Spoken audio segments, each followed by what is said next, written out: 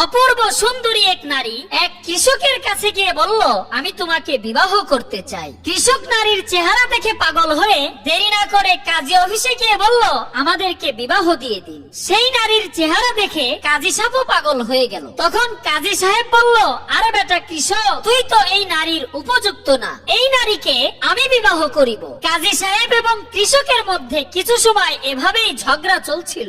এক পর্যায়ে কৃষক এবং কাজী সাহেব বিচার নিয়ে গেল বাদশাহের দরবারে। সুন্দরী নারীর চেহারা দেখে বাদশাহ নিজেও পাগল হয়ে গেল। তখন বাদশাহ বললেন, তোমরা দুজনই এই নারীর অযোগ্য, এই নারীকে আমি নিজেই বিয়ে করব। তখন নারীকে বলা হলো, তুমি সিদ্ধান্ত দাও, তুমি কাকে বিবাহ করিবে। নারী সিদ্ধান্ত দিল, তোমাদের মধ্যে যে আমাকে দৌড়ে ধরতে পারবে আমি তাকেই বিবাহ করব। এবার নারী দৌড় দিল, পিছে পিছে কৃষক, কাজী সাহেব ও বাদশাহ দৌড় দিল। দৌড়াতে দৌড়াতে এক সময় ছটফট করতে করতে কৃষক মারা গেল। অল্প কিছুক্ষণ পর একই অবস্থায় কাজী সাহেবও মারা গেল। বাদশাহ তখন নারীকে বলল, এখন তো আমি একা, চলো এবার আমরা বিবাহ করিব। তবুও নারী বলল, না, আমাকে দৌড়ে ধরতে পারলেই বিবাহ করিব। তখন বাদশাহ বললেন, হে নারী, তুমি দাঁড়াও, বলো তো আসলে তুমি কে?